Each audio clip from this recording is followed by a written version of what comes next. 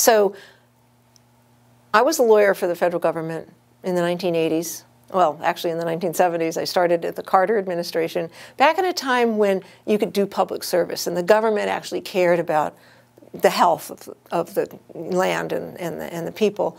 But when Ronald Reagan was elected in 1980, everything changed because there became, government was bad and regulations had to end and everything changed. I left government practice and I started representing Native people and environmentalists and really starting to understand that we need to reconnect to the land, we need to reconnect to water and the natural systems that are supporting us and reconnect to each other. That's really important because if we're going to bring about the changes that we need to have, we need to be able to do it as a community because it's difficult work and it gets depressing sometimes and it's and we need each other to support each other.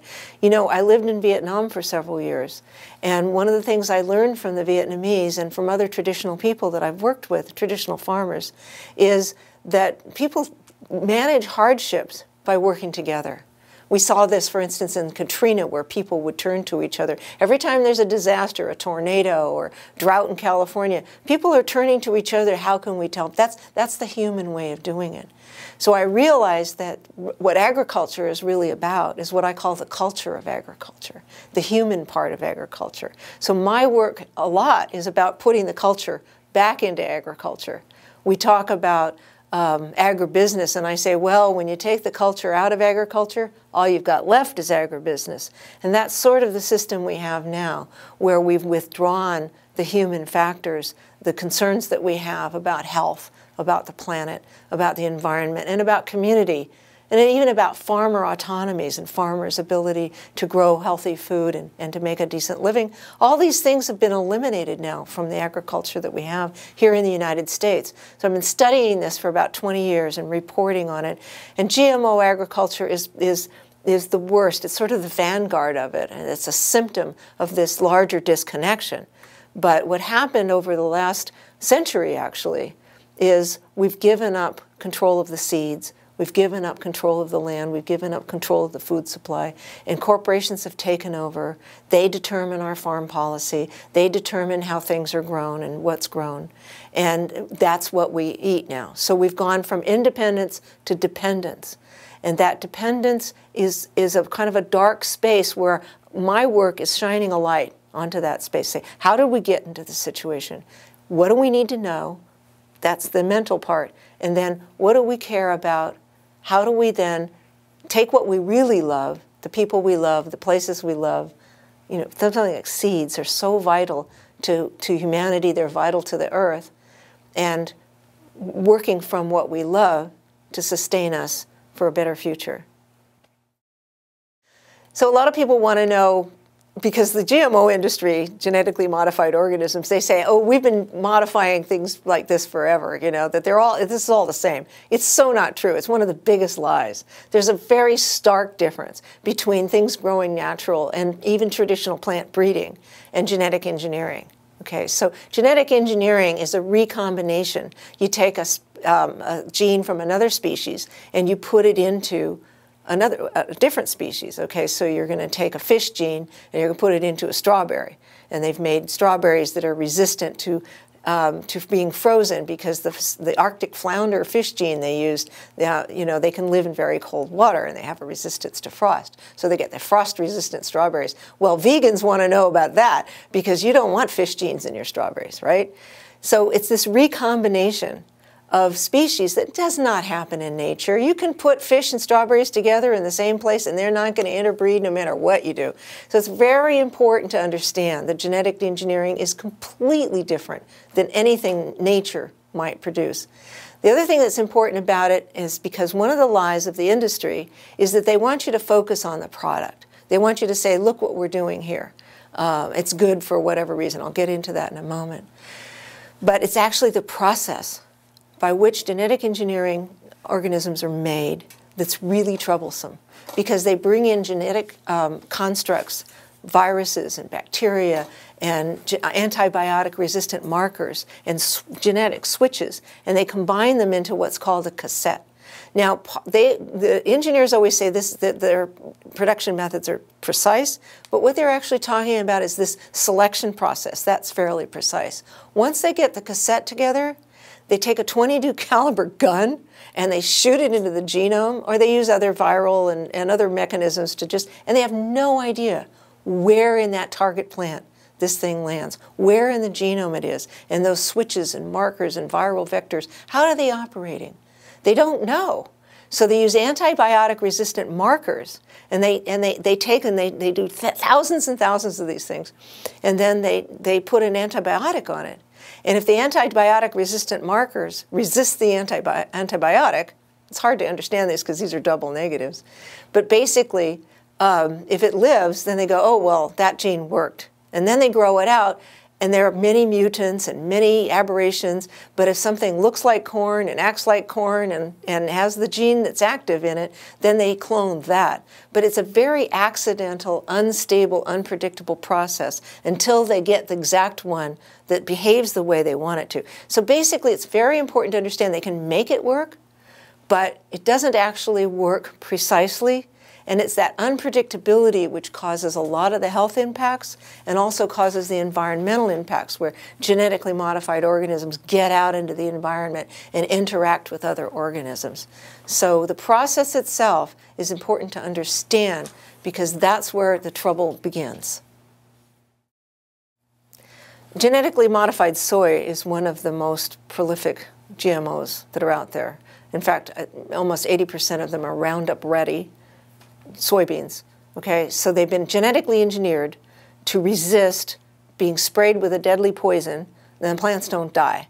There's a lot of things about that particular part of it that's important to know. One is that the prolific use of herbicides, deadly herbicides, are creating super weeds. They're killing the soil. They get into the water. The residues are on the food, and that changes the food as well. So when we're eating genetically modified soy, we're eating the glyphosate or the herbicide, and now they're using even stronger chemicals like 2,4-D and dicamba in combinations. So you can get a sense that these are really deadly chemicals that are hurting the environment, but they're also residues on the product that's going into the market itself. And they've tested, for instance, with GMO soy, and they found that there's a nutritional profile, that there's a difference. A lot of people who eat soy eat that because it has phytoestrogens in it. But in one study, they showed that the Roundup Ready soybean has a lower profile of phytoestrogens. So there's nutritional impacts in the plant itself. You know, you can't get a plant to not die when it's sprayed with a deadly herbicide without it sacrificing things. Nature has a way of figuring out how to work in the natural world, right? And that's important to remember, is that something else is lost when they force a plant to do this. And then you have the situation I talked about before, the designer genes that are in the cassette that go into the plant. And these genes then also go into your body, and they have an effect. So the glyphosate that's left over has an effect, and the genetic constructs in the plants.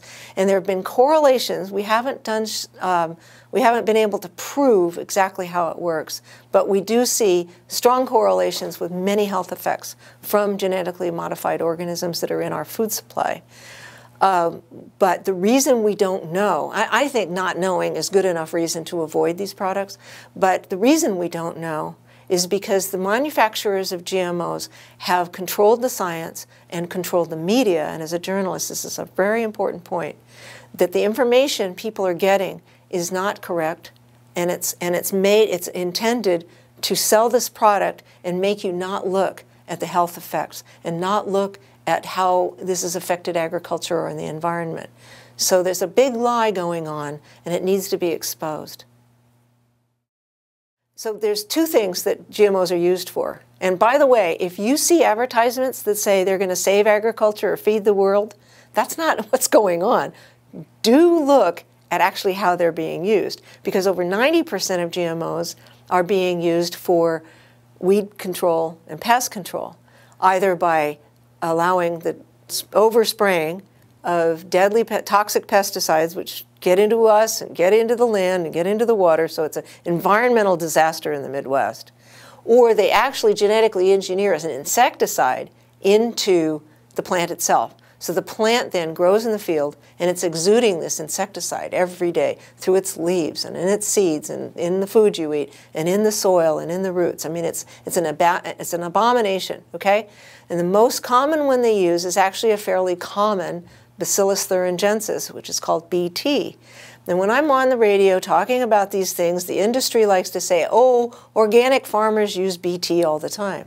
Well, that's true, but it's not the same BT that's in the GMO.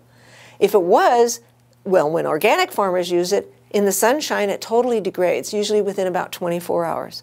And it's a spray, and it stays on the leaf. It isn't active inside the plant. There's a lot of difference between how BT, for instance, is used in either in conventional farming or organic farming, and the recombinant DNA, BT, which is a shortened form. It's a designer artificially constructed form of this that's put into these plants. So again, you have to know the process is different in GMOs than anything that would be naturally grown or used in nature by farmers who are actually concerned about the biological systems that they're impacting with their practices.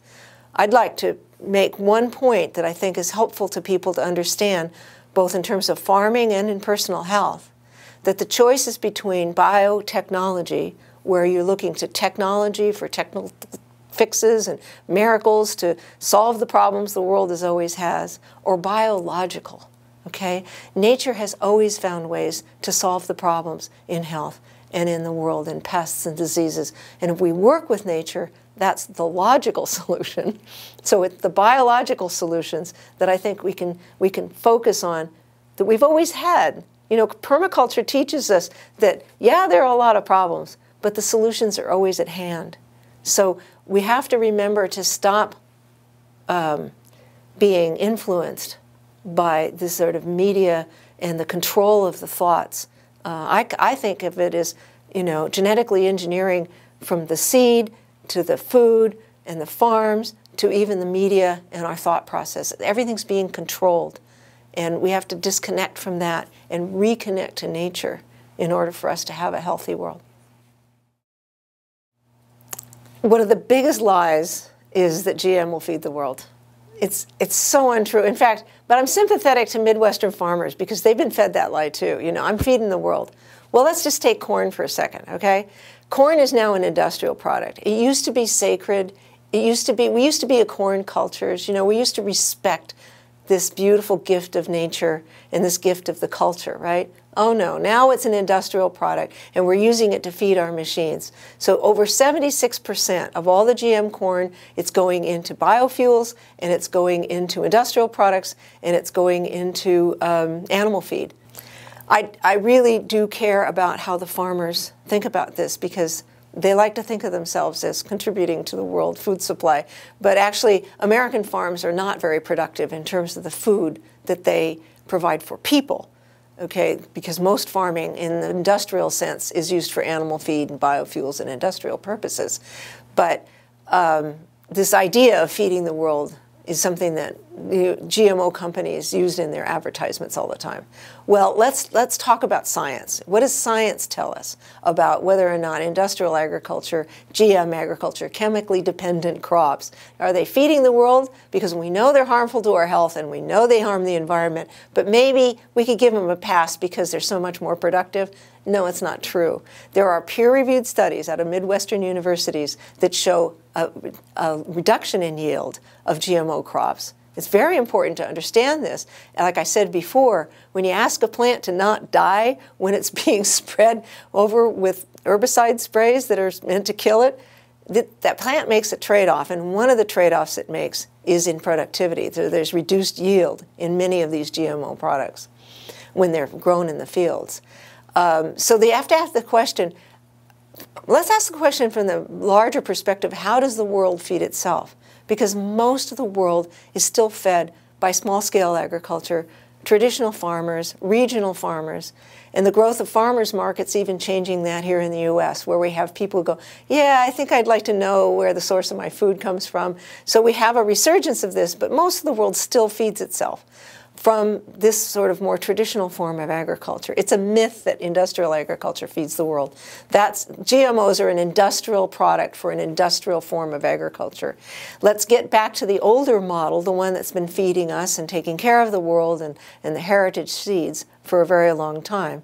And we also have good science which shows that this more traditional, even the sustainable, conventional, and organic, which is my favorite, agriculture, these forms of agriculture are much more highly productive, depending upon how you measure it. If you measure it in terms of number of bushels of corn per acre, you can force an industrial field to be very high in productivity.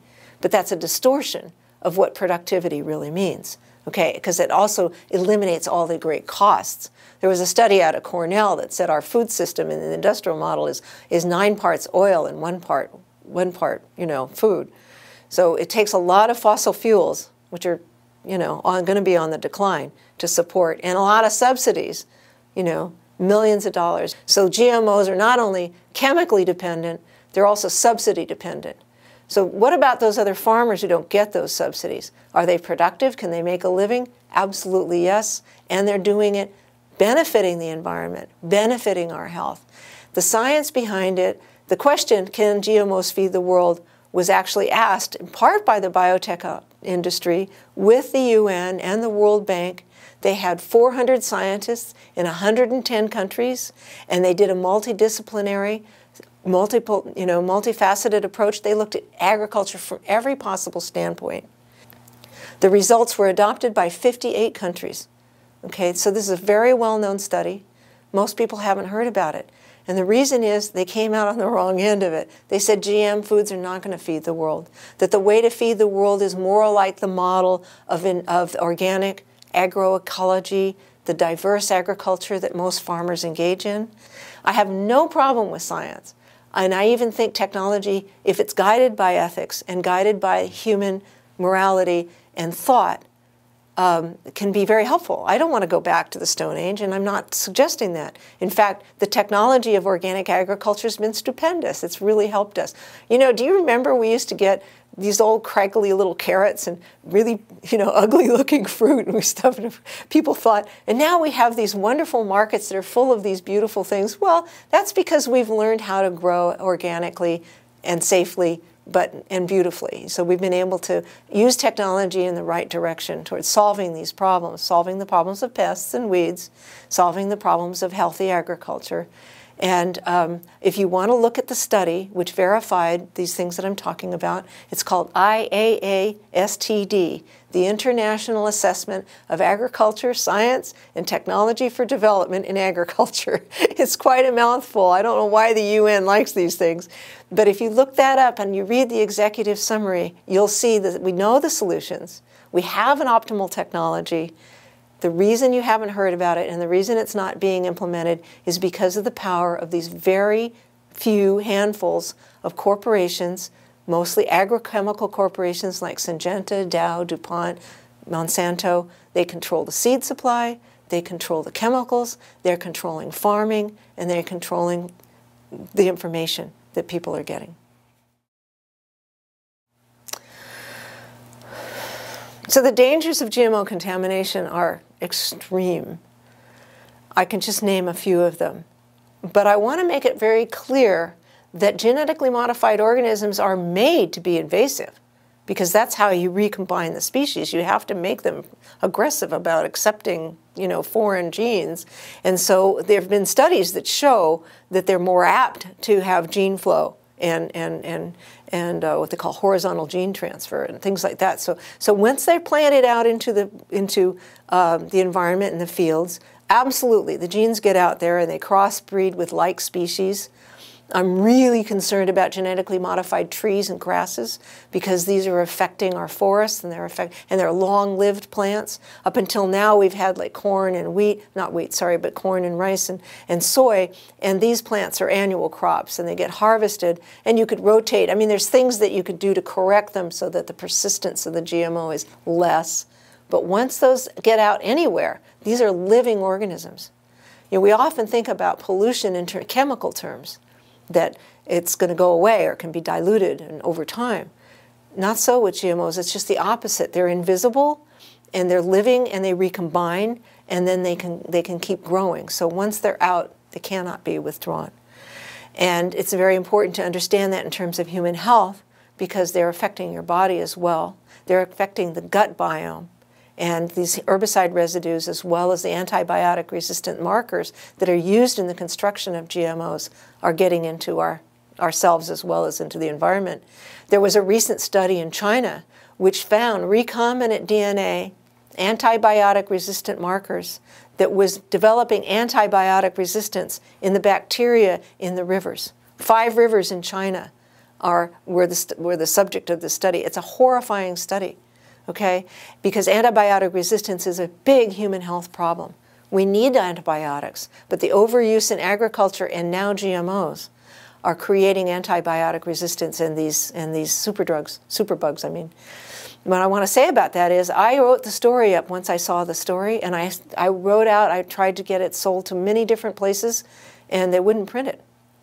Because as an environmental journalist, as somebody who tries to make people aware of these problems, I'm up against, you know, media controlled by corporations that don't want the people to know the truth about the food system or the truth about GMOs. So that's one of the reasons I wrote the book and I do the talking that I do, speaking and the work I do, is we have to tear back that veil of disconnection and disinformation and reconnect ourselves to the real truth about GMOs and the real truth about seeds. They're a precious heritage of humanity and this planet, this precious planet. They're a gift from creation. And our obligation in the world is to care for this and to be respectful of these gifts that we've been given. And we need to take the power and control back from people who just want to use them for profit. In my book, I talk about the intentional contamination of farmers' fields, giving away GMO seeds to school children to plant in their gardens, so their corn is contaminated with Bt, and how the industry has intentionally allowed contamination, like of GMO rice. I tell the story also in my book. And then they go in the back door, or in like the case of Starlink corn, which was not fit for human consumption. They go in the back door and then they get retroactive approval for it. So the industry likes to talk about contamination as an adventitious presence of GMOs, as if it was an accident. It's not an accident. It's been intentionally imposed on us and on the world. One of the things that is absolutely astounding to me, I wrote my book several years ago, although I've been reporting on this and talking about it for over 20 years now, this particular part of the story of agriculture. But how little has changed. I mean, it just keeps getting worse. We have new technologies like synthetic biology and nanotechnology, and those are getting into our food supply, right? And then the other day, I was very alarmed to read that a university in Guangzhou, China, has actually genetically engineered human embryos. And this is an affection for the limited human imagination that, oh, we can figure things out. We can control nature. You know, whatever happened to a little bit of humility? Whatever happened to cooperating with the natural world? If you look at the biological solutions, you realize that nature's ingenious intelligence has been able to come up with solutions. And what we need to know is how to recognize them and how to respectfully work with those natural solutions. And we can do that, and we can solve the world's problems of hunger. People talk about feeding the world and curing disease with technological solutions, and some technologies are very useful. And science is a good idea. But science, that article that says that human embryos are being modified in Japan, it says scientists in China have genetically engineered. They're not scientists. This isn't science. This is technology. It's very important to understand that science is a method of validating and inquiring into how the natural world works. It should be open-minded, okay? Technology is the application of things that we learn. And that's where we start going wrong, is that we get greedy and we get fearful, So a lot of genetic engineering is about our fear and about creating products based on fear and selling them based on fear. Oh, we're this pest, you don't have to worry about it. We've got the solution. Well, what they've done is they've stolen nature's own natural resistance, drought resistance, salt resistance. Nature even has provided an herbicide resistance in plants. These genes that occur naturally, all genetic engineers do is they steal them from nature, put them in their products, and patent them. And patents are the lifeblood of biotechnology, and they're the reason we don't have good science, because scientists now can make a lot of money at the universities from biotech industry or patenting products and selling them instead of doing public interest, disinterested, independent science, which is what we need, and we have less and less of that going on. So it's a complicated situation, but we're not getting the information that we need, and we're not being told the right thing. And I think our science literacy and our ecological literacy is really on the decline. So I'd like to see more science, but I'd also like us to recognize what our true role is as caretakers, not dominators, not controllers of the natural world. Yeah, you said, read my book. You can say that at the end. Okay. There's a lot of good information out there, and thank goodness for the organizations, a lot of them who get good information out. And here in the United States, we have the Center for Food Safety. They do lawsuits. They do good information in their news releases and on their websites. And there's a lot of organizations, the True Food Network and others, who give people the correct information about the science behind the criticism of genetically modified organisms. I myself am independent. I don't work for an organization. I like to be able to speak truth to power. You know, I don't want to be told, because I have, as I've worked in the past, I've been told, oh, you can't say that, you know, or, you know, please don't talk about GMOs. And I didn't want to have to deal with that anymore. So I do my work independently. But my book does cover why seeds are so important to us. As I said, they're a natural gift of creation. They're the common heritage of humanity. Seeds provide us with food, fiber, medicine, even the air we breathe, and yet they're invisible, and we forget about them. But we have to protect them, because now they're being patented and genetically modified and owned by corporations, and when these corporations consolidate their ownership, you know, almost 90% of commercial market seeds now are owned by these corporations, and they should be in the hands of traditional farmers. They should be part of a system where we connect, using seeds, we connect to each other. You know how food is a wonderful way to celebrate culture and to connect with each other and to connect with the places where we live? And seeds are a great way for us to exchange that, go back to that local economy, the real, true economy, which is sharing and generosity. And I've learned from seeds, and I like to tell the stories in my book about seed cultures and how very different it is from this other technological nightmare that I've been describing, and getting back again to the culture of agriculture, and how in corn traditions, you know, the farmers sing about how, as they approach the corn to harvest it, they sing, "Oh, here comes the people again. They're going to take us home to their morning, to our mother." You know, it's like this intimacy we have with the plant world, and with great stories. This is what restores us to a reconnection to each other and to the places we live. I care very much about this information, and I think people, if they knew it, would not be so discouraged, because it is very frightening what's going on. There's a lot going on that we need to oppose, but if we can go from our heads to our hearts and come at this from what we really truly love, then I think we can get together and we can do this work, and we can expose the bad guys and oppose the governments that are supporting them, and do the work we need to do. And then at the end of the day, share a nice meal, get around the kitchen table. You know, I'm an old 60s Cal activist. I cut my teeth at social change at University of California, Berkeley, and you know, we did all the protests. But you know, I remember, and I look back on that, we ended the war in Vietnam through small works of conversation about, you know, ordinary people. And the same is true with the food system, as I've been part of that for many years. It's those kitchen table conversations where we share food and we share stories, we share ourselves, and we come together. And that's the way we're going to turn this around. We absolutely are turning around. It is changing. But we need to open our hearts as well as our minds. So there's another export from Europe that's a real problem. It's called sudden oak death syndrome. It's killing the oak trees. And Phytophthora, the fungus that's at issue here, is the same one that that was part of the potato blight. So I've been studying this because I live in the heart of the sudden oak death scourge in Marin County. And so I'm watching these oak trees die, and oaks are a great part of Irish. So I feel like it's all coming full circle, you know, where I'm understanding pathogens and how they travel around the world and how we respond to them. And so I was working with the scientists from UC Berkeley studying sudden oak death, you know, and I said, look, I see coastal live oaks that are resisting this. And everybody go, no, no, no, we have a technological, we're going to get the right spray. It's a classic, you know, we're going to have a chemical solution. I go, no, no, no, nature is doing it. Let's just wait and watch. And finally, after many years, they are studying the natural resistance right next to my house.